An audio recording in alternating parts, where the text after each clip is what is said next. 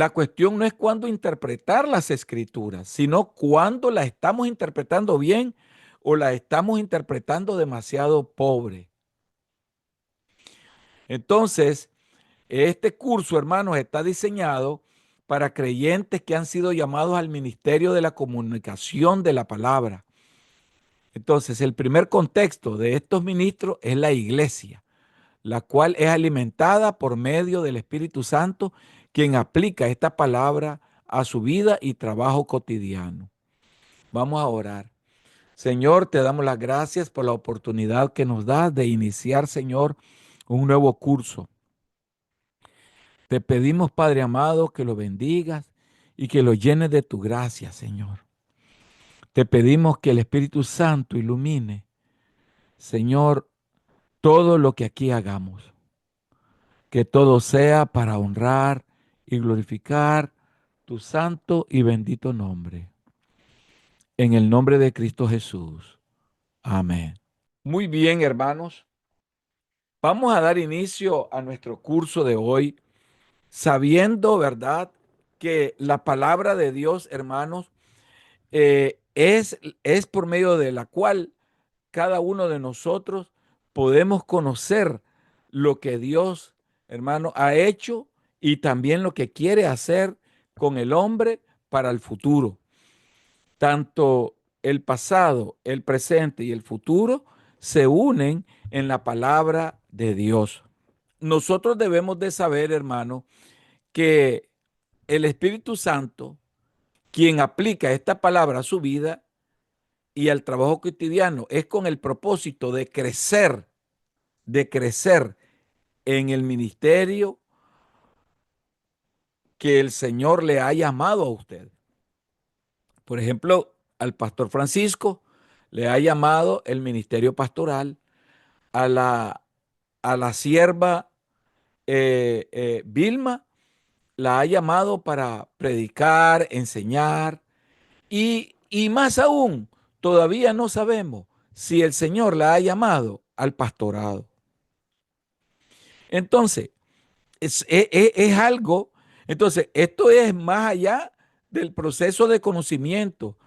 Cada uno de ustedes deben de llegar a ser amadores de la palabra de Dios, seguidores de Dios y estar dispuestos y gozosamente a aplicar esta palabra a su vida en el contexto contemporáneo, hermano. En el contexto contemporáneo. Esto quiere decir de que nosotros tenemos, hermanos, por misión aplicar lo que la palabra de Dios nos dice a nuestros días.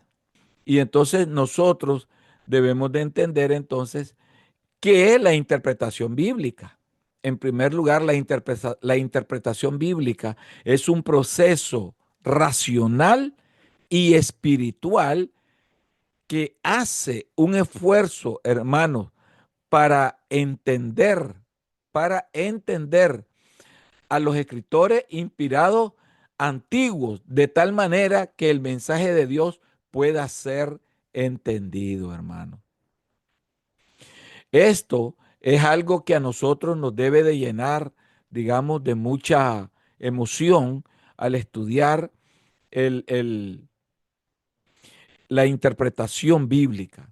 Entonces, ahora bien, de tal manera que este mensaje, que es la palabra de Dios, pueda ser entendida y aplicada al día de hoy. Ahora, yo estoy seguro que cuando nosotros analizamos y predicamos un mensaje, aunque sea, digamos, crónicas, pero el mensaje de crónica lo traemos a nuestros días, hermano, a la hora de predicar. Porque ese es el propósito, traer a nuestros días el mensaje antiguo. Lo que los antiguos fueron inspirados por Dios. Ahora nosotros, hermanos, nos toca traer ese mensaje que un día sirvió en el pasado, traerlo al presente. Entonces, el proceso espiritual es crucial, pero difícil de definir. Involucra una entrega y una apertura a Dios. Hermano, debe de haber hambre, hambre por Dios, para conocerle y para servirle. Este proceso involucra, hermanos, la oración, confesión y disposición para un cambio de estilo de vida. Es crucial el espíritu en el proceso interpretativo, pero el por qué cristianos piadosos entienden la Biblia de manera diferente es un misterio, hermanos. Es un misterio. El proceso racional es más fácil de describir. Debemos de ser consistentes y justos con el texto y no ser influenciados con los prejuicios personales, culturales o denominacionales. Todos estamos condicionados históricamente. Ninguno de nosotros somos objetivos o intérpretes neutrales, hermano. Este comentario ofrece un proceso de racionalización cuidadoso, contendiendo tres principios interpretativos estructurales para ayudarle y a sobreponer los prejuicios. Entonces, sí, a mí me gustaría saber, sí me gustaría saber, hermano, ¿qué piensan ustedes de la interpretación bíblica? ¿Qué significa para ustedes la interpretación bíblica? Bueno, yo creo que uno de los conceptos, ¿verdad? Que nos puede ayudar a comprender es, ¿verdad? Que cuando hablamos de la interpretación bíblica, es poder llevar a cabo un desarrollo donde nosotros podamos tener esa comprensión de qué fue lo que quiso ah, enseñar el autor, ¿verdad? A la audiencia original. Y como lo que usted decía, cómo nosotros podemos traer esa aplicación a nuestros días, poder tener la capacidad de extraer ese mensaje para edificación de nosotros, usando lógicamente que la exégesis, ¿verdad? Sí. Y la hermenéutica. Y la hermenéutica, correcto. La hermenéutica, la exégesis, la hermenéutica, son esenciales para nosotros, hermano, muy esenciales. Y, y la verdad de que cuando nosotros hablamos cómo interpretar la Biblia, hermano, esto eh, es una, podemos decir, se resume en la necesidad de los principios hermenéuticos y se examinan las herramientas y metas del intérprete de la Biblia. Entonces, después, luego sigue, ¿verdad? Una reseña histórica de la hermenéutica desde los primeros intérpretes judíos hasta la actualidad. Es algo hermoso y maravilloso que nos lleva a un mundo de descubrimientos, podemos decir, descubrir cosas que para nosotros era imposible discernir a través de la palabra de Dios, hermano. Discernirlas, digamos, como algo que nosotros la mirábamos a leer la Biblia, digamos, a leer, por ejemplo, el Salmo 91. El Salmo 91, nosotros lo leemos y vemos de que, bueno, el Señor es nuestro protector, pero más allá de todo eso, el Salmo 91, hermano, contiene una profundidad de, de adentrarse, digamos, a la gloria de Dios, a su trono de gracia. Entonces, nos lleva más allá, pero nosotros no podemos ver eso porque todavía no hemos llegado a esa interpretación bíblica, hermano. Nosotros vamos a ver ahora, para entrar en materia, una vez que estudiamos lo que es la interpretación bíblica, vamos a ver qué es la hermenéutica. ¿Qué es la hermenéutica? La hermenéutica, hermano, es la ciencia de interpretar correctamente la Biblia usando el método gramático histórico, tomando en cuenta el impacto directo del contexto en el cual se dio la palabra de Dios, se sigue la interpretación literal de las palabras sin ignorar las figuras literarias y retóricas, las parábolas, la poesía y la profecía. Provee las herramientas para ser un buen intérprete de las escrituras, hermano. Ahora, se trabajan principios en la hermenéutica. Se trabajan una serie de principios de los cuales nosotros necesitamos en alguna medida, ¿verdad? Saberlos, hacer uso de ellos, porque, ¿por qué razón? Porque ellos nos van a enseñar cómo saber diferenciar entre el texto, el contexto, ¿verdad? Y de esa manera poder obtener una serie de resultados que nos lleven a una correcta interpretación de la palabra del Señor. Nosotros vamos a ver, ¿verdad? Que hay una serie de métodos que se trabajan en la Biblia y esos métodos, indudablemente, ese primer principio es el principio de fijarse en el contexto. Por ejemplo, ¿cuántos de ustedes saben qué cosa es el contexto? ¿Ustedes saben cuál es el contexto? Es el texto que está tanto local dentro del capítulo o fuera de él. Los contextos son los que están fuera del texto. En otras palabras, los contextos son los que están fuera del texto. Pero nosotros nos vamos a fijar en el contexto histórico en el cual fue escrito el libro bíblico y la ocasión histórica particular para su autoría o cuando fue editado. El autor original tenía un propósito y un mensaje que comunicar. El texto no puede significar para nosotros algo que nunca quiso dar a entender el autor inspirado en el antiguo original.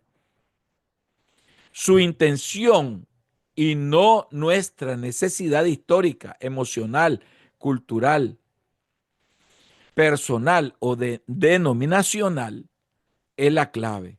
La aplicación es una parte integral a la interpretación, pero la interpretación correcta siempre debe de venir antes de la aplicación.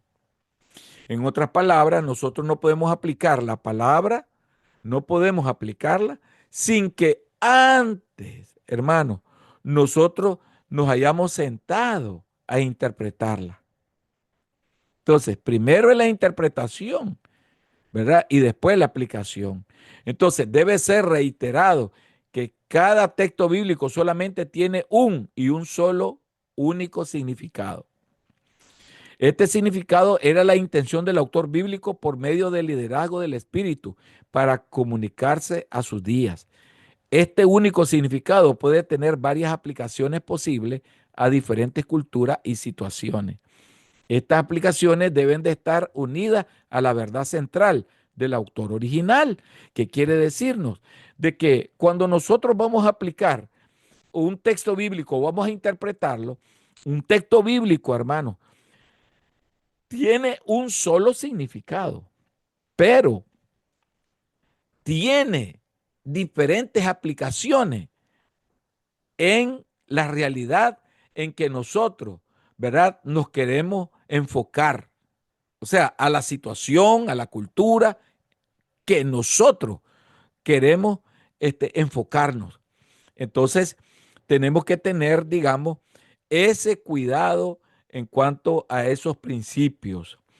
Ahora, nosotros podemos ver el segundo principio y después vamos a ver aplicaciones textuales a esos principios. ¿Qué cosas son principios? Son las leyes o reglas de carácter universal que se usan para interpretar un pasaje bíblico en especial. Estos principios son de aplicación general. Los principios permiten estar seguros de entender y aplicar los pasajes que se están estudiando. Los principios se aplican a los pasajes que ahora nosotros vamos a estudiar.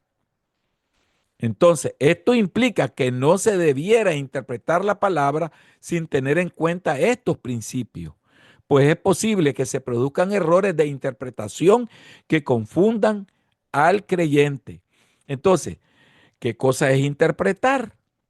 Interpretar significa entender el pasaje que se está considerando y a la vez explicarlo de manera satisfactoria. No se puede explicar ningún pasaje que no se entiende. La interpretación no solo queda en el hecho de entender y explicar el pasaje bíblico puesto en consideración, sino que implica de manera necesaria la aplicación práctica de las verdades que están contenidas en el pasaje que se interpreta. Por lo tanto, en la vida personal de la interpretación, no es solo el entender, sino el hacer, hermano, el hacer carne la palabra viva de Dios en la vida personal de la que estudia. O sea, nosotros como estudiantes, hermanos, de la palabra, tenemos que vivir esa palabra, sentirla, para que podamos discernirla bien.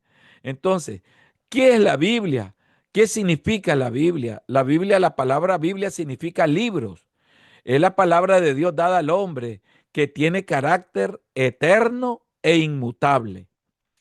Entonces, considerando la naturaleza de la palabra de Dios, es importante entender, hermanos, que es indispensable la presencia de una serie de cualidades básicas de carácter espiritual, académicas e intelectuales, a fin de que el creyente que se acerca a la Biblia pueda interpretarla, pueda hacerla de una manera correcta y edificante, haciendo uso indudablemente de las herramientas.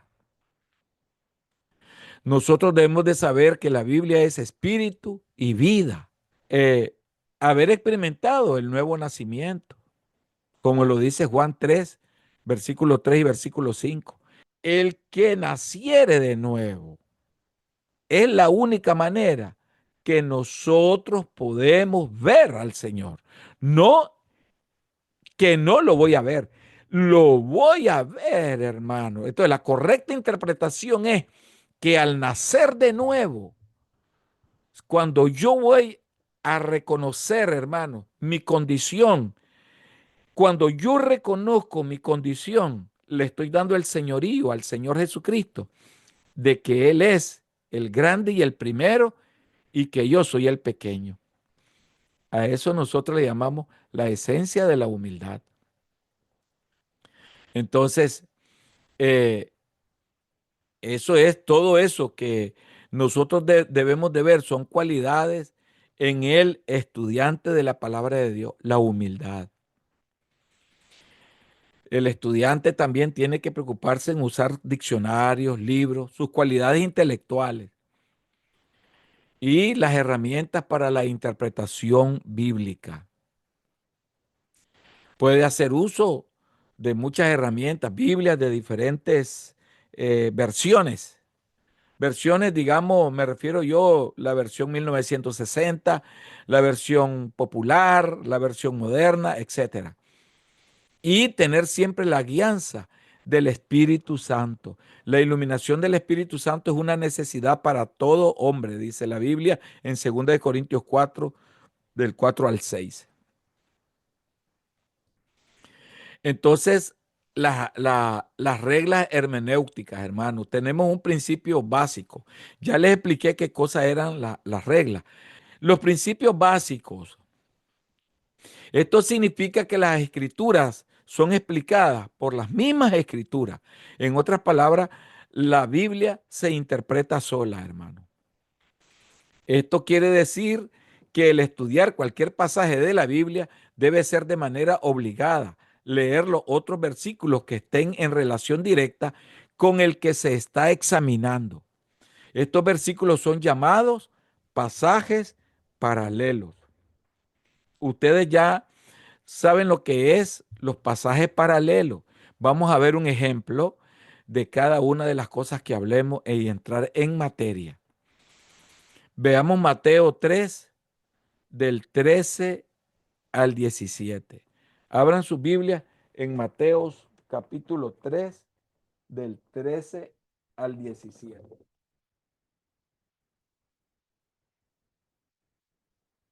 Dice, entonces Jesús vino de Galilea a Juan al Jordán para ser bautizado por él.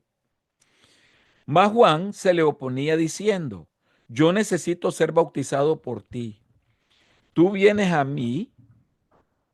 Pero Jesús le respondió, deja ahora porque así conviene que cumplamos toda justicia. Entonces le dejó. Y Jesús, después que fue bautizado, subió luego del agua y aquí los cielos le fueron abiertos y vio al Espíritu de Dios que descendía como paloma y venía sobre él. Y hubo una voz de los cielos que decía, este es mi Hijo amado en quien tengo complacencia. Acá, ¿verdad? Se refiere al bautismo de Jesús, ¿verdad? Pero existen otros pasajes que por sí tienen su propia explicación. Tal es el caso de las parábolas enseñadas por el Señor Jesús. Este es el principio básico y fundamental sobre el cual descansa todo el trabajo hermenéutico y la sana doctrina.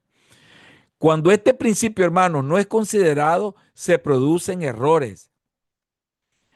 Errores de carácter interpretativo que traen como consecuencia errores y falsas doctrinas y de aplicación personal. Por ejemplo, algunos toman como base 1 Corintios 15, 29. Abramos la Biblia en 1 Corintios 15, 29. De otro modo, ¿qué harán los que se bautizan por los muertos si en ninguna manera los muertos resucitan? Porque pues, ¿por qué pues se bautizan por los muertos? Ajá. Aquí hay una interpretación bíblica profunda, hermano. Entonces, para justificar el bautismo por los muertos, muchos agarran este versículo. Pero esta es una interpretación incorrecta.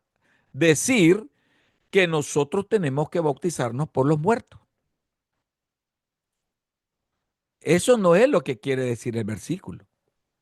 Ahora, Juan 3:5 es usado de manera inadecuada para justificar el poder regenerador del bautismo en agua. Veamos lo que nos dice Juan 3:5 ahora. Respondió Jesús, de cierto te digo que el que no naciere de agua y del Espíritu no puede entrar en el reino de Dios. Muchos se agarran de este texto bíblico para decir, ¿te fijas? Aquí tú no puedes entrar al reino de Dios porque tienes que ser bautizado. Y ustedes saben, hermanos, que hay doctrinas bíblicas, corrientes religiosas, denominacionales, que dicen que el que no es bautizado no es salvo.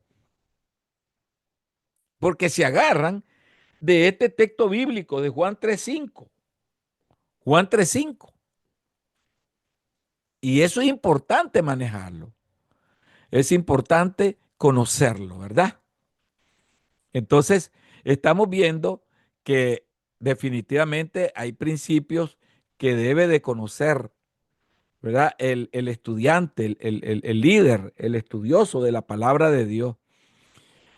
Eh, Vemos nosotros, ¿verdad? La doctrina de las monjas católicas, ellas se basan en el pasaje de Lucas 2, del 36 al 38. Y miren, hermanos, cuántos textos bíblicos hay que la gente los ha malinterpretado, que el mundo los ha malinterpretado. Dice, estaba también allí Ana, profetisa, hija de Fanuel, de la tribu de Aser, de edad muy avanzada, pues había vivido con su marido 7 años desde su virginidad y era viuda hacía 84 años y no se apartaba del templo, sirviendo de noche y de día con ayuno y oraciones. Esta, presentándose en la misma hora, daba gracias a Dios y hablaba del niño a todos los que esperaban la redención en Jerusalén. Las monjas católicas dicen, esta es nuestra base.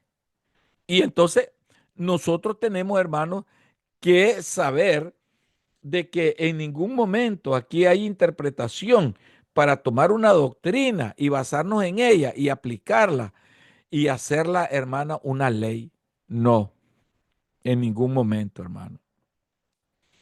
Entonces, de este principio se deducen estas aplicaciones prácticas. Uno, los pasajes oscuros son explicados por los pasajes claros. Uno. Dos, todo lo esencial para la salvación y la vida cristiana está claramente definida y clarificada en las Escrituras. No se puede deducir, hermanos, principios de fe o conducta de pasajes de significado oscuro o de difícil comprensión. El Nuevo Testamento explica muchos pasajes oscuros del Antiguo Testamento en cuanto a su sentido, significado y aplicación. Por ejemplo, en el libro de Levítico, que se encuentra en el libro de Hebreo, su mejor comentario. Bien, hermano. Entonces, vamos a ver la regla número 1 de hermenéutica. La regla número 1 de hermenéutica. Es preciso, en cuanto sea posible, tomar las palabras en su sentido y usual y ordinario. Primera regla, su sentido debe ser el usual y el ordinario. Entonces, cada escritor bíblico escribió en modo de una cultura específica, con el propósito que las personas comprendan el mensaje presentado. O sea, en otras palabras, nosotros no estamos viendo, hermanos, de que sí, Moisés escribió para el pueblo en su peregrinación, nosotros vamos a interpretarlo como que estamos estudiando Mateo. Ya Mateo es otra etapa. Y la etapa de la peregrinación del pueblo de Israel fue otra. Por lo tanto, tenemos que saber comprender esos dos sentidos, ¿verdad? Entonces, por esta razón, estos escritores usaron el lenguaje común y corriente, es decir, usaron palabras conocidas y de fácil comprensión.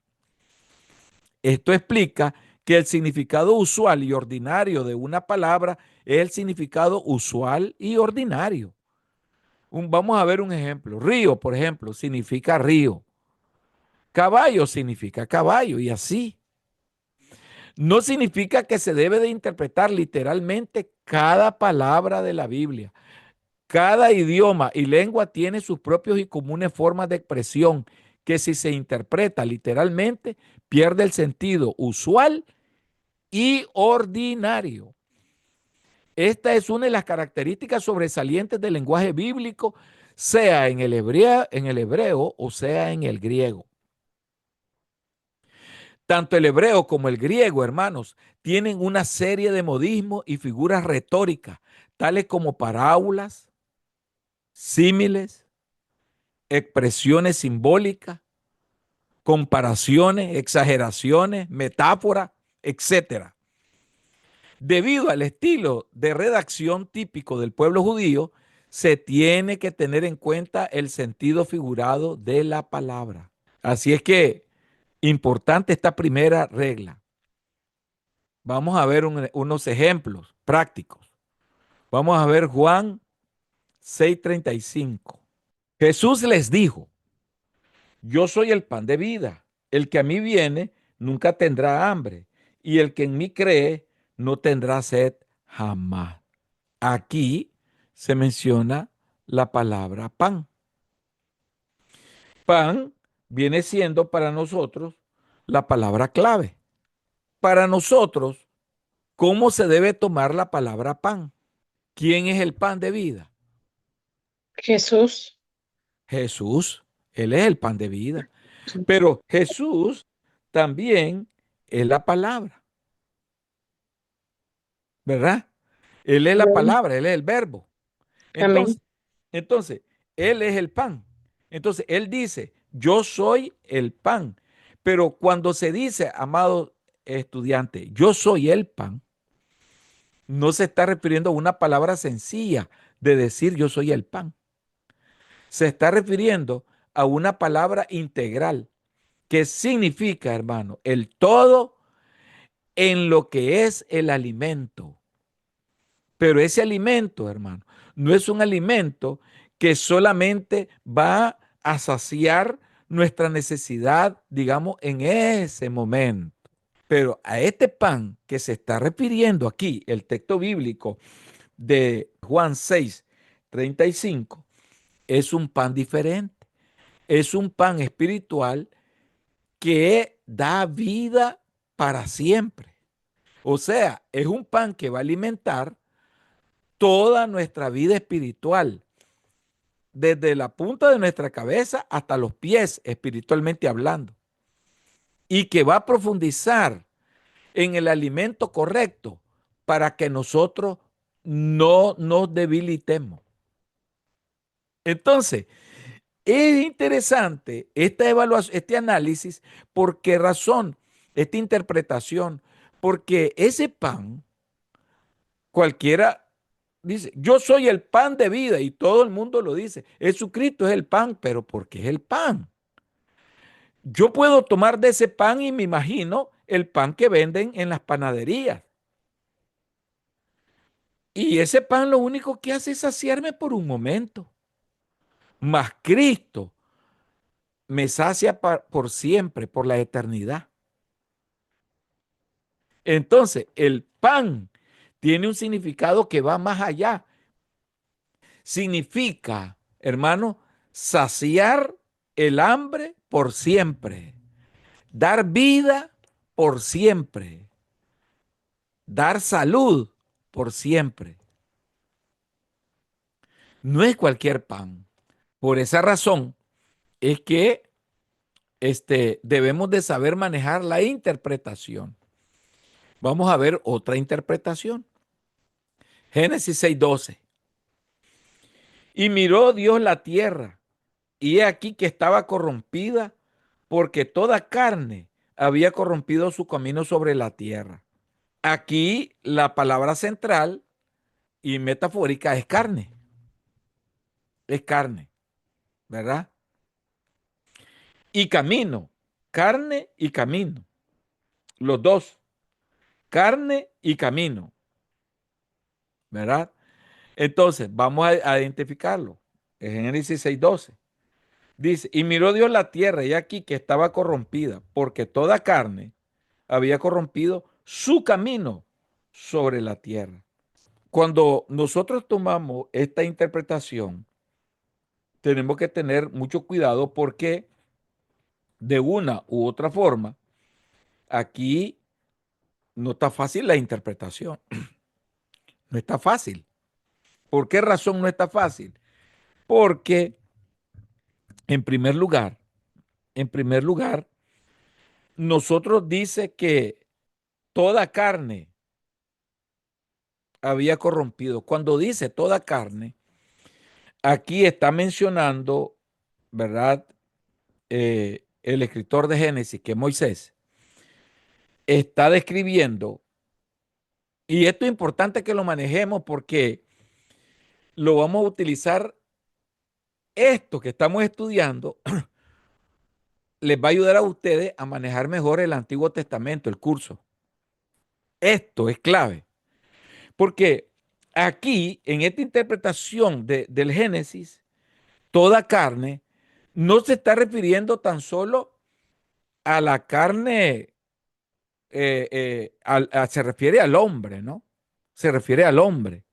Pero el hombre aquí tiene una especialidad, porque aquí dice la Biblia que porque o sea, todo hombre había corrompido su camino sobre la tierra. O sea, no dejó lugar a que ningún hombre fuera limpio, sino que digo, todos se corrompieron en su camino, porque ellos tenían un camino orientado por Dios. El camino orientado por Dios era el camino que a ellos les estaba dando ¿verdad? La seguridad y la certeza de su bienestar y salvación. Pero los hombres, ¿verdad? Todos los hombres, sin excepción, se corrompieron y corrompieron su vida. Camino aquí se refiere a su propia vida. Corrompieron sus vidas, hermano. O sea, destruyeron sus propias vidas. Y por eso Dios reprobó a esta humanidad. Los reprobó, ¿verdad? Vamos a analizar entonces Éxodo 12:3. Dice, hablad a toda la congregación de Israel diciendo, en el 10 de este mes, tómese cada uno un cordero según las familias de los padres, un cordero por familia. ¿Cómo se debe de tomar la palabra cordero aquí, hermano? Hablad a toda la congregación de Israel diciendo, en el 10 de este mes, tómese cada uno un cordero según las familias de los padres, un cordero por familia. Entonces, aquí la palabra cordero tiene un significado muy grande. El significado es, hermano, que nos lleva a Jesucristo el Cordero. Desde acá, Dios baja a Moisés la instrucción y Moisés la baja al pueblo. Pero Dios ya tenía, hermano, en su sabiduría, tenía para nosotros una palabra. Ya la tenía revelada. Él sabía que un día nosotros íbamos a leer esta palabra. Entonces, él decía, ese cordero inmolado. Incluso se la dejó a los profetas, se la dejó a los apóstoles neotestamentarios, para que entendieran de que ese cordero era él y que los profetas estaban profetizando de ese cordero inmolado, que era él, hermanos. ¿Ves? Pero, ¿cómo lo podían entender? ¿Cómo se podría entender esa palabra cordero? ¿Cómo? Entonces, ¿cómo se puede conocer el sentido literal o figurado de una palabra, hermanos? Entonces, el mismo texto que puede aclarar el sentido de la palabra que se estudia, el mismo texto que puede actuar el sentido de la palabra que se estudia, se puede aclarar. Ese mismo texto que puede aclarar el sentido de la palabra que se estudia, hermano, se puede interpretar de esa misma forma. Los versículos que rodean el versículo estudiado también nos ayudan a la interpretación, hermanos, del texto. Nos ayuda. Veamos ejemplos entonces. Juan 7:38. Vamos a ver ejemplos de los textos que pueden aclarar el sentido de la palabra que se estudia, hermano. En el mismo texto, ¿ok? Vamos a analizarlo. Juan 7:38. El que cree en mí, como dice la escritura, de su interior correrán ríos de agua viva. El término ríos de agua viva aquí es aplicado en el siguiente versículo. Juan 7:39. Veamos el 7:39. Esto dijo del Espíritu que había de recibir los que creyesen en él, pues aún no había venido el Espíritu Santo porque Jesús no había sido aún glorificado. ¿Qué estamos viendo aquí en estos dos pasajes? Estamos viendo una interpretación, ¿verdad? Una interpretación. El 38 y dice, el que cree en mí, como dice la escritura, de su interior correrán ríos de agua viva. Viene el 39 y lo interpreta. El 39 lo interpreta. Esto dijo del Espíritu que había de recibir los que creyesen en él, pues aún no había venido el Espíritu Santo porque Jesús no había recibido aún su glorificación. Ahí está interpretado. El relato de las dos simientes también en Mateo 7, Mateo 30 7. Sí, donde habla de los dos cimientos.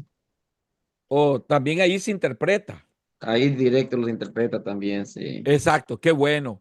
Esos textos que ustedes ven, ya vemos que son fáciles porque nos ayudan a esa correcta interpretación, ¿verdad? Entonces, ah, ahora nosotros vamos a ver Mateo, veamos 16:6. Mirad, guardaos de la levadura de los fariseos y de los saduceos. Eso nos dice Mateo 16:6. Ahora veamos el 11:12.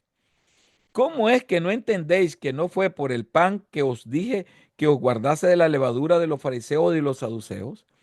Entonces entendieron que no les había dicho que se guardasen de la levadura del pan, sino de la doctrina de los fariseos y de los saduceos. Ahí está la interpretación. Primera de Corintios 3:1. Veamos qué nos dice. Vayámonos al Nuevo Testamento. Primera de Corintios 3:1. De manera que yo, hermanos, no pude hablaros como espirituales, sino como a carnales, como a niños en Cristo. Este es explicado en el sentido de carnales y niños en los versículos 3 y 4. Veamos 3 y 4 ahora, del mismo.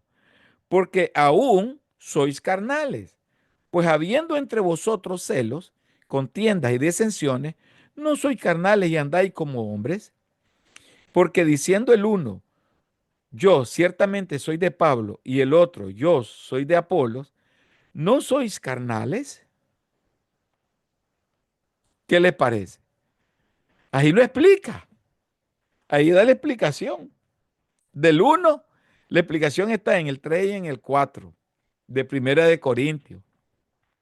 Pastor, una pregunta con la Sí, cita bíblica que acaba de leer de Corintios. Am, cuando la Biblia habla de carnales, eh, se puede llevar al significado de inmadurez. sí, porque estamos hablando que son espirituales, son Sí, hermanos en Cristo. porque a veces, por ejemplo, yo he tenido la experiencia de escuchar esta frase, ¿verdad? Es que hay creyentes espirituales y hay creyentes carnales y como que, no sé si es que mi manera de analizar el Es concepto que hay me hace diferentes tipos de resistir. cristianos, ¿Cómo? hay diferentes tipos de cristianos. No, pero a la expresión, porque ve que, por ejemplo, si lo uso, por ejemplo, hay creyentes inmaduros, es como que suena como, o sea, está en el proceso de crecimiento, está en el proceso de desarrollo, pero muchas veces para justificar algo dicen, no, lo que pasa es que el hermano es carnal y por eso es que vive como vive, o sea, es como que no hace una similitud de que ha habido una obra inicial en el, O sea, en otras palabras, se echa en un solo saco todo lo malo del hombre. Cuando nosotros vemos en el creyente, no vemos lo bueno, pero cuando vemos lo malo, ahí agarramos todo de un solo y se lo metemos. Ese es error. ¿Por qué es error? Porque no estamos interpretando realmente cada acción. ¿Por qué es un cristiano que le falta madurez? ¿Y por qué es un cristiano carnal? Porque el cristiano carnal va ligado, hermano, a los deseos de la carne. Pero el cristiano inmaduro es aquel cristiano, hermano, que porque le exhortó, porque llegó tarde, se resintió con usted y ya no quiere llegar a la iglesia al siguiente día. Esa es una inmadurez espiritual. Pero esa inmadurez espiritual yo no la puedo tomar como carnal. Por eso es sumamente importante distinguir, ¿verdad? En la interpretación bíblica. Cada palabra, cada palabra. Y precisamente vamos a entrar a eso. El otro modo de determinar si el lenguaje es figurado es considerar el contexto general de la palabra, que es lo que estamos hablando. El lenguaje de un pasaje literal cuando el querer interpretar de manera literal es imposible. Es decir, que si se quiere interpretar literalmente, la interpretación es absurda. El contexto general, ¿verdad? O sea, o sin sentido, pues claro, para el estudiante de la palabra. Vamos a ver unos ejemplos. Juan 6:53.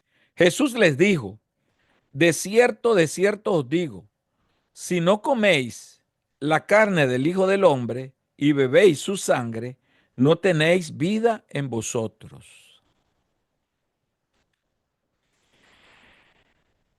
Este es un lenguaje literal o figurado. Es figurado, ¿verdad? Entonces, quiere interpretar literalmente este versículo. Es un absurdo. Y es aquí Por- donde tiene el conflicto, ¿verdad? El, el catolicismo romano, cuando ellos hacen su sacramento, ¿no? Participan de la Santa Cena. Ellos dan por hecho que Jesús está presente literalmente en el pan y en la sangre. Sí, exactamente. Allí es lo erróneo, lo absurdo o sin sentido. Claro, para el estudiante de la palabra, nosotros que la estudiamos, sabemos que no tiene sentido lo que piensan ellos, cómo lo manejan. Entonces,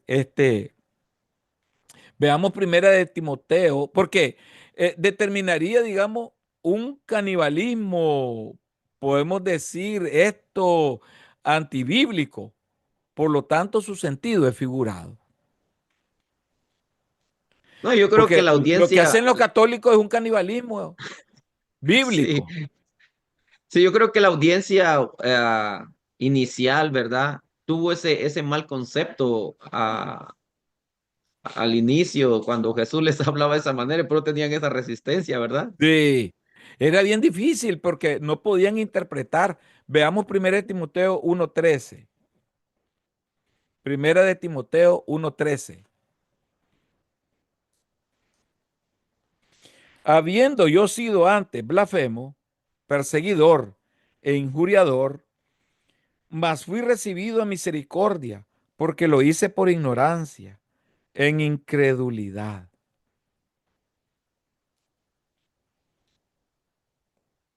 Aquí era este pasaje es interpretado de manera literal.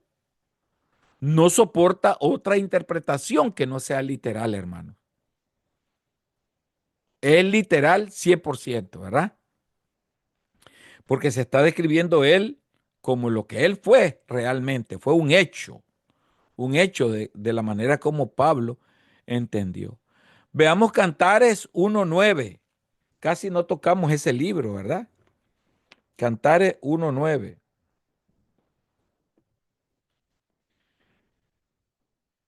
A yegua de los carros de Faraón te he comparado, amiga mía. A yegua de los carros del Faraón te he comparado, amiga mía. Imagínense ustedes clase de comparación. Este versículo debe de ser interpretado, hermanos, como un lenguaje figurado. ¿Ah? No lo vamos a interpretar literal. Entonces, es importante señalar, ¿verdad?, que toda la palabra bíblica solo puede tener una sola y única interpretación. O sea, es decir, no se puede asignar a una palabra más de un sentido o significado. No se le debe asignar dos sentidos, nunca. Sin embargo, una misma palabra puede tener más de una aplicación. Ahí es donde tenemos que aclarar, ¿verdad? No es que un texto nos va a dar varias cosas. Dice, es que de ese texto yo puedo predicar. Ahí salen muchas cosas de ese texto. Un momento, no es así. No es que del texto salgan muchas cosas. El texto tiene un solo significado. Lo que vamos a hacer son aplicaciones. Aplicaciones. hermano.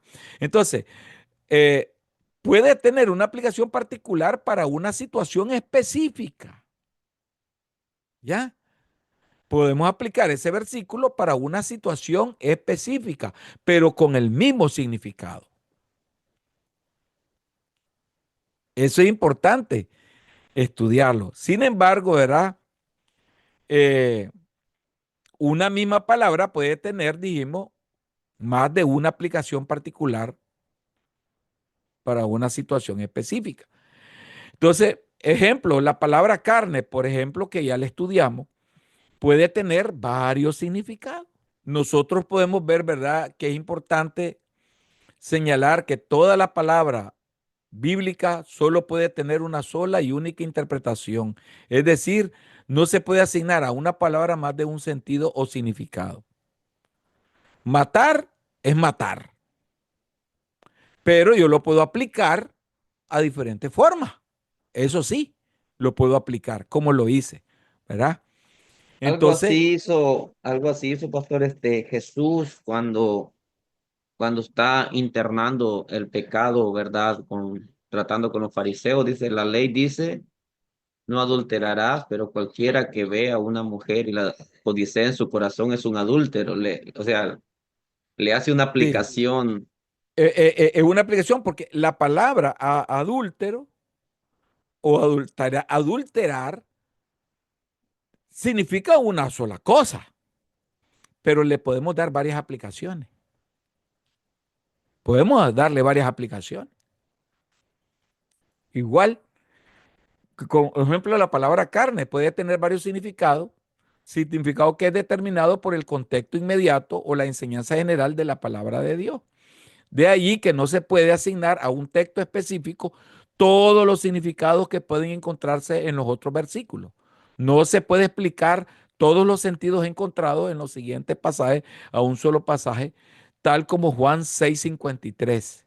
Jesús le dijo, de cierto os digo, si no coméis la carne del Hijo del Hombre y bebéis su sangre, no tenéis vida en vosotros.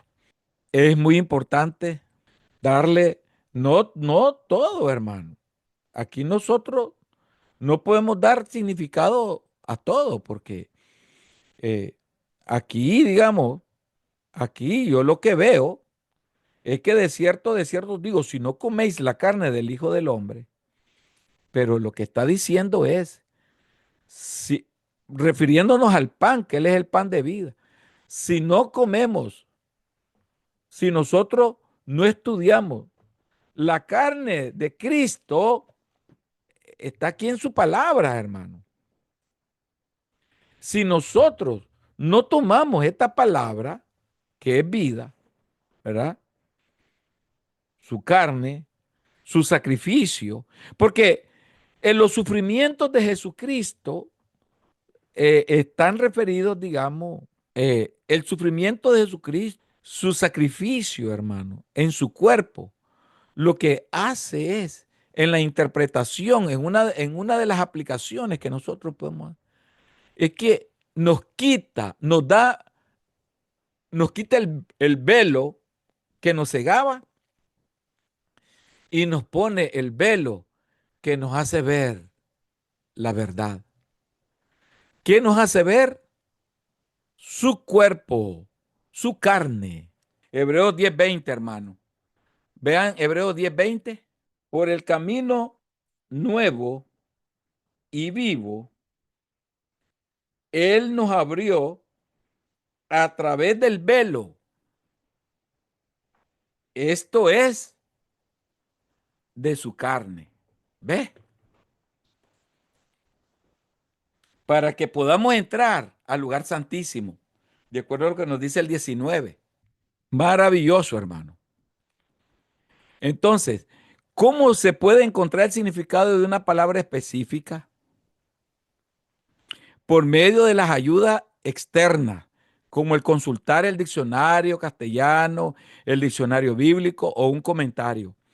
Por medio de estas ayudas se puede lograr un acercamiento adecuado al sentido y significado de las palabras. Sin embargo, no es del todo satisfactorio porque deja de lado el sentido de descubrimiento personal. Ahora nos podemos auxiliar de los libros, hermano, del- de, de la tecnología también, del teléfono, de la internet.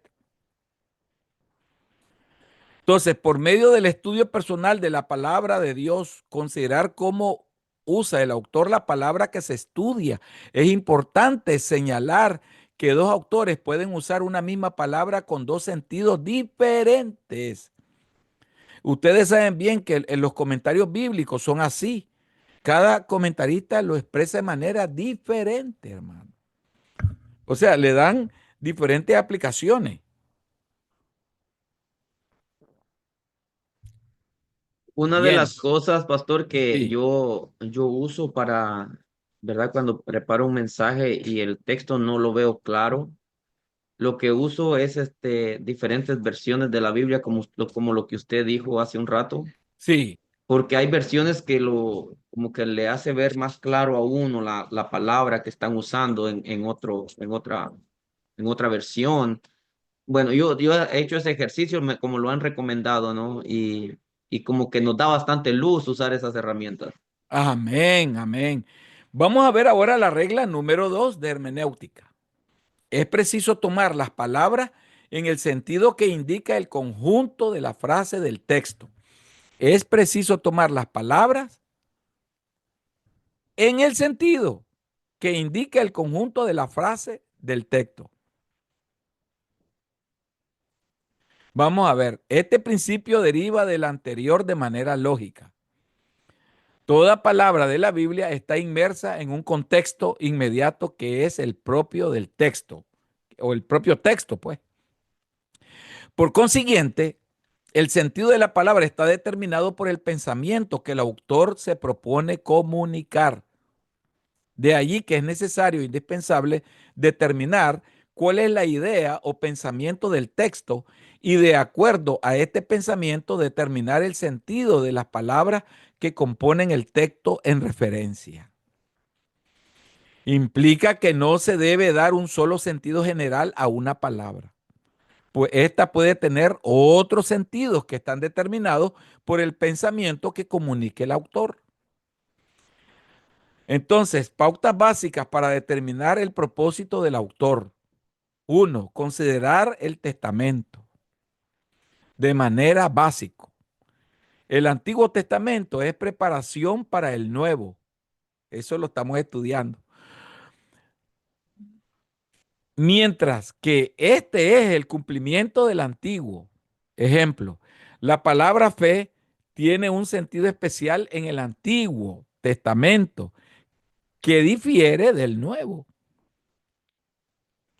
En el Antiguo Testamento, el término fe tómala como, o sea, la connotación de fidelidad, lealtad, mientras que en el Nuevo Testamento su connotación especial es confiar, confiar. Qué interesante. ¿Cómo lo agarra el Antiguo Testamento y cómo lo interpreta el Nuevo Testamento? La misma palabra fe. En el Antiguo se denota como fidelidad, lealtad, mientras que en el Nuevo, fe es confiar. Ahora, la fe nos lleva también a la fidelidad y la lealtad.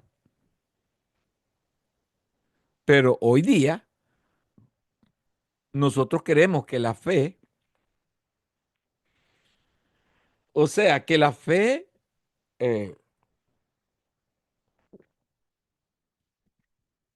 que la fe sea, digamos,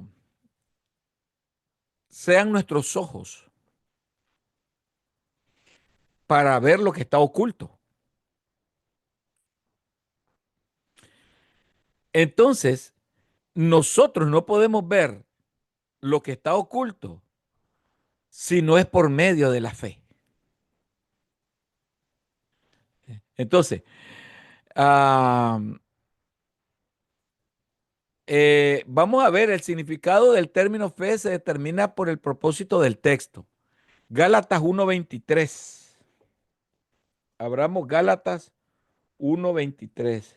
Solamente oían decir, aquel que en otro tiempo nos perseguía, ahora predica la fe que en otro tiempo asolaba.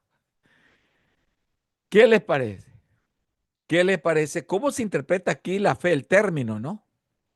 Hechos 17:31 dice, por cuanto ha establecido un día en el cual juzgará al mundo con justicia por aquel varón a quien designó, dando fe a todos con haberle levantado de los muertos. El sentido de la fe aquí es otro. Aquí es como de dar testimonio, porque eso Así es lo que hace. Y el otro, en el otra cita bíblica, habla de predicar el evangelio es correcto. de lo que hace, él mismo perseguía anteriormente. Así es. Entonces, es bien interesante, ¿no? Cómo un predicador puede agarrar este texto y darle otro sentido, que no lo tiene. Y ya lo han hecho y lo siguen haciendo. Romanos 14:23, veamos Romanos 14:23. Pero el que duda sobre lo que come es condenado porque no lo hace con fe. Y todo lo que no proviene de fe es pecado. Ahí tiene otro sentido de la fe. Ahí está otro sentido de la fe. Es interesante cómo la palabra del Señor, ¿verdad? Maneja un término, una palabra, tiene diferentes significados. Eso es lo que estamos tratando de ver aquí. O sea, diferentes propósitos, pues. Habacuc 2:4. Veamos lo que nos dice Habacuc 2:4.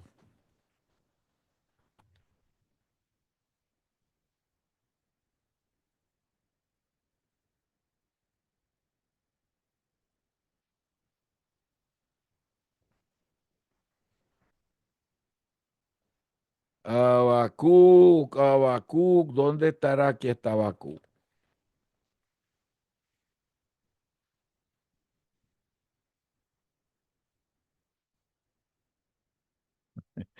Habacuc 2:4. He aquí que aquel cuya alma no es recta se enorgullece, mas el justo por su fe vivirá. ¿Qué le parece?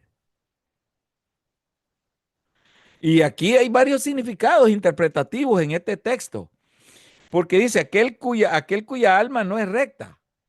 Aquí se está refiriendo alma, que es el nechama, el espíritu, un espíritu recto.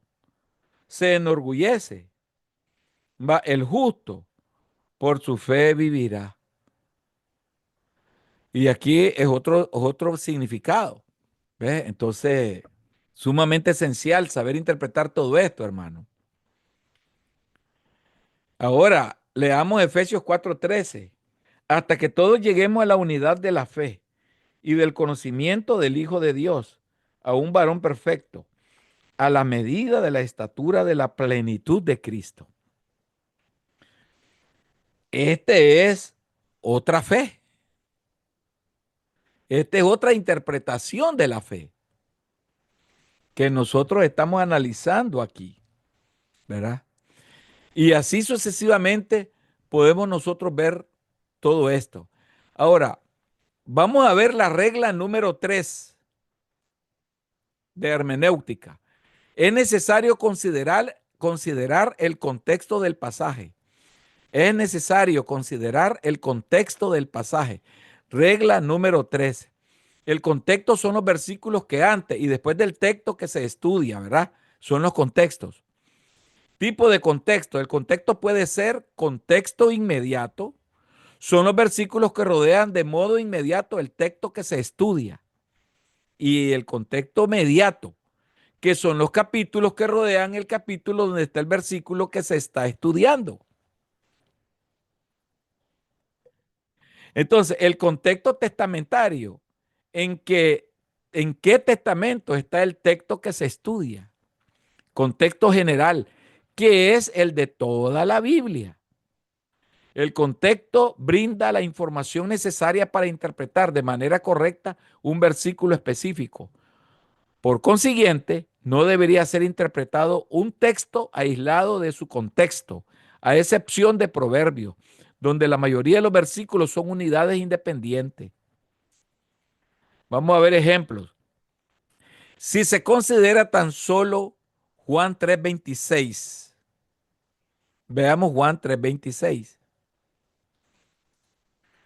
Si solo lo consideráramos a Juan 3:26, si solo lo consideráramos, Juan 3:26.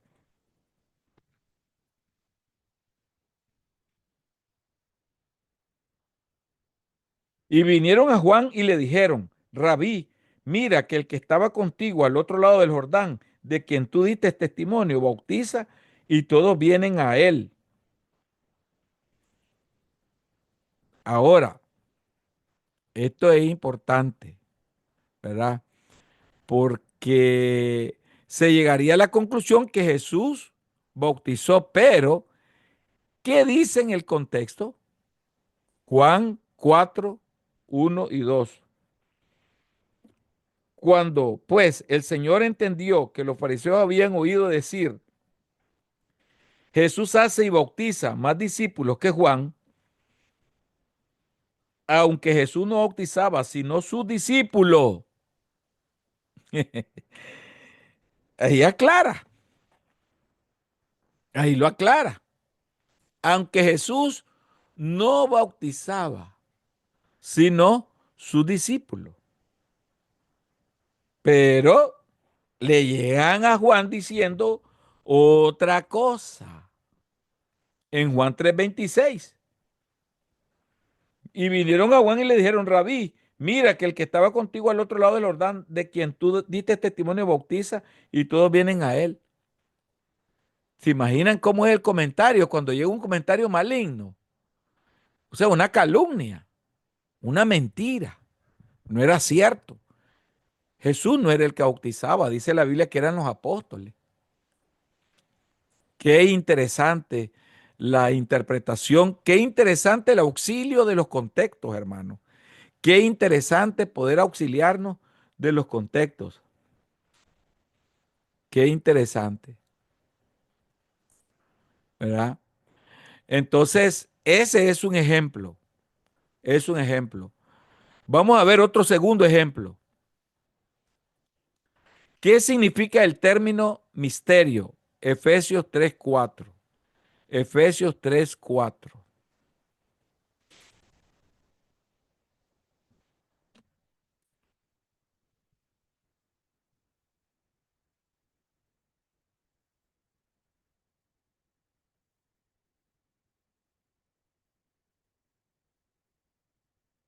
Leyendo lo cual podéis entender cuál sea mi conocimiento en el misterio de Cristo.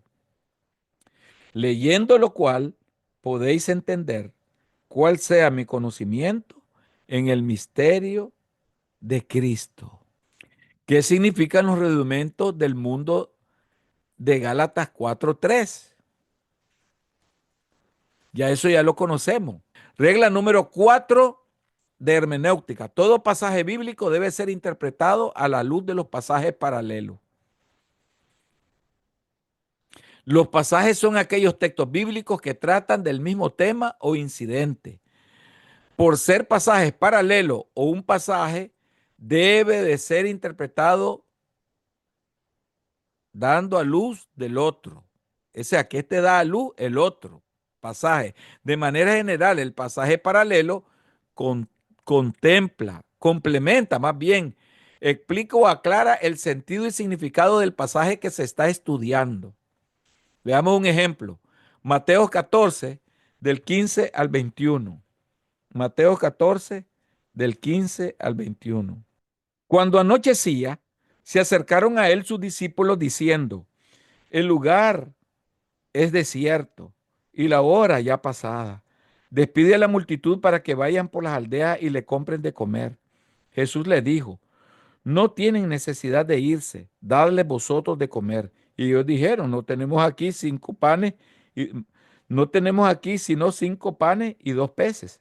Él les dijo, traédmelos acá. Entonces mandó a la gente recostarse sobre la hierba, y tomando los 5 panes y los 2 peces, y levantando los ojos al cielo, bendijo y partió y dio los panes a los discípulos, y los discípulos a la multitud. Y comieron todos y se saciaron, y recogieron lo que sobró de los pedazos, y 12 cestas llenas. Y los que comieron fueron como 5.000 hombres, sin contar las mujeres y los niños. Son pasajes, digamos, paralelos que se tratan de un solo asunto. Marco 8, 5 y 9. Si vemos Marco 8, trata de lo mismo. Marco 8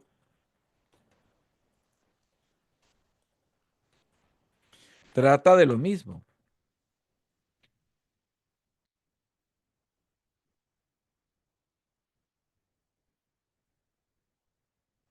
Marcos capítulo 8, versículos 5 al 9. Él le preguntó, ¿cuántos panes tenéis? Ellos dijeron 7. Entonces mandó a la multitud que se recostase en tierra, y tomando los 7 panes, habiendo dado gracias, los partió y dio a sus discípulos para que los pusiesen delante, y los pusieron delante de la multitud. Tenían también unos pocos pececillos, y los bendijo y mandó que también los pusiesen delante. Y comieron y se saciaron, y recogieron de los pedazos que habían sobrado 7 canastas. Eran los que comieron como 4.000, y los despidió. Y luego, entrando en la barca con sus discípulos, vino a la región de Dalmanuta. Allá dice como 5.000, pero aquí dice 4.000, como 4.000. ¿Será el mismo pasaje? Entiendo que no, porque aquí dice alimentación a los 4.000, y en otro dice a los 5.000. Son dos acontecimientos diferentes. Diferente pero parecido. Correcto, sí. Paralelos aparentemente, pues. Ven, y así hay muchos en la Biblia, y a eso le llamamos pasajes paralelos, ¿verdad?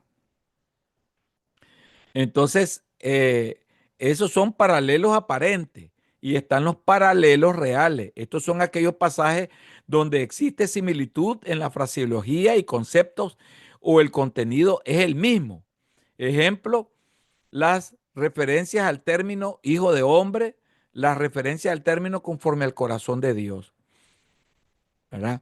Paralelos de las palabras es cuando en otro texto se encuentra la misma palabra, frase que permite una correcta interpretación al pasaje estudiado. Ejemplo, ¿qué significan las marcas del Señor Jesús? Gálatas 6:17. Vemos también 2 Corintios 4:10 y 2 Corintios 11:23. ¿Ve? Eso solo les doy la cita para avanzar rápido. Ahora, ¿qué significa vestidos de Cristo? En Gálatas 3:27 vemos pasajes paralelos como Romanos 13, del 13 al 14, y Colosenses 3, del 12 al 14. Vestidos de Cristo. ¿Y qué significa conforme al corazón de Dios? Hechos 13:22, 1 de Samuel 2:35 y 1 de Samuel 13:14. Eso nos ayudan a encontrar eso. Y están los que se llaman los paralelos de ideas. Es cuando otros textos se encuentran la misma idea, se encuentran en la misma idea, aunque no se usen las mismas palabras, permite tener una idea completa y exacta de lo que se enseña la palabra de Dios respecto a un asunto o texto determinado. Por ejemplo, los sufrimientos de Pablo, segunda de Corintios 4:10, segunda de Corintios 11 del 23 al 25 y segunda de Corintios 6 del 4 al 10. Allí vemos los sufrimientos de Pablo que van paralelos de ideas. Igual el carácter de la encarnación en Filipenses 2, ¿verdad? Del 1 al 11 y Hebreos 2 del 5 al 18. Y así sucesivamente hay otros ejemplos que los van a ver ustedes. Están los paralelos de enseñanzas generales. Son las enseñanzas paralelas que tratan sobre una misma enseñanza general.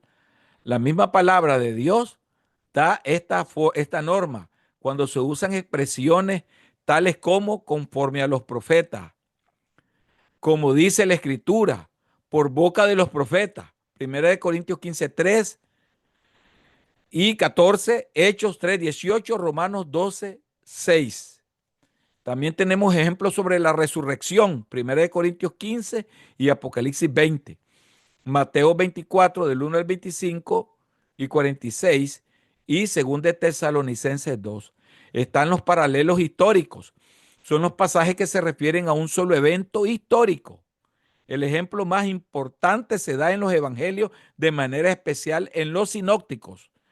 Paralelos biográficos son los pasajes paralelos que se refieren a un personaje. Ejemplo, Abraham en Génesis 12 y Romanos 4 y Gálatas 3 del 15 al 29. Entonces, ¿cómo podemos nosotros encontrar pasajes paralelos? Vamos a buscar en el mismo capítulo, buscar en el mismo libro, buscar en el mismo autor, buscar en los libros de la misma época y buscar en todos los libros de la Biblia. Entonces, vamos a dejar aquí para que el próximo martes veamos la regla, las otras reglas, 5, 6, ¿verdad? Las reglas 5 y 6, 7 y 8, 9, 10. Entonces vamos a ver las reglas paso a paso, ¿verdad? Las vamos a ir viendo poco a poco, poco a poco. Por ahora quedamos en la regla número 4. Les paso el video y lo repasan. Aquí termina la clase de hoy.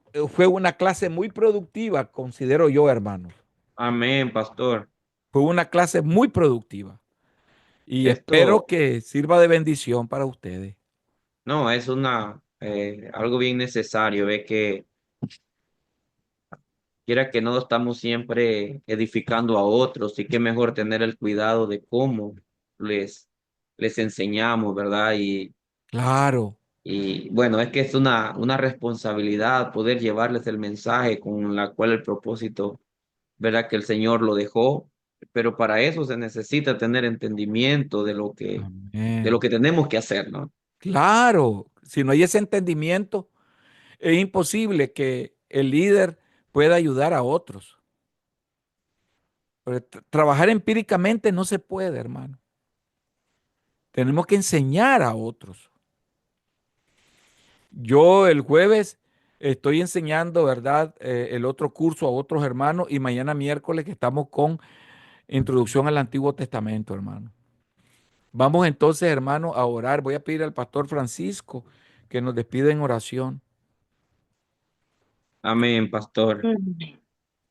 Padre, te damos gracias, bendito Dios de Damos gloria, gracias. en esta preciosa noche, Señor, después de este tiempo que hemos estado, Dios mío, con nuestra hermana y el pastor Wilmar, Padre eterno, deleitándonos en este estudio, en las riquezas de tu palabra, Señor. Ayúdanos para que de esa manera, con mucha responsabilidad, Señor, nos acerquemos a tu palabra, primeramente, Señor, para que tú nos hables a nosotros, Dios amado, y que de esa misma forma nosotros podamos edificar a otros, Dios mío. Yo te pido, Padre amado, que nos ayudes, nos des las fuerzas, el ánimo para poder tener siempre, Señor, ese sentir de querernos capacitar, Señor, porque hablar de ti es una gran responsabilidad, mi Dios, pero sobre todo cuando vemos que hay almas en juego, Señor, nosotros no queremos destruirles con un mal mensaje, Señor amado, sino que lo contrario, queremos mostrar el camino por medio de tu palabra, Padre bendito de gloria. Gracias te doy, Señor, por este tiempo.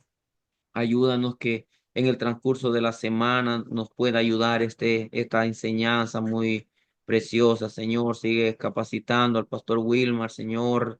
Fortalece su salud, bendito Dios, para que de esa manera él pueda tener la energía, la sabiduría, Señor, Sí, para seguir Señor. edificando al grupo de hermanos, Señor amado, que le has puesto en su camino, Padre bendito de Sí, gloria. Señor. Así también, Señor, te doy gracias por mi hermana, Dios amado, que nos pones en el mismo sentir que todo lo que ella haga, Señor, sea prosperado, Dios mío, que la Sí, palabra que ha recibido Señor. esta noche, Señor, sea una palabra, Dios mío, fructífera en su propia vida, Señor, pero fructífera en los corazones de aquellos que ella edifica, Señor bendito de gloria.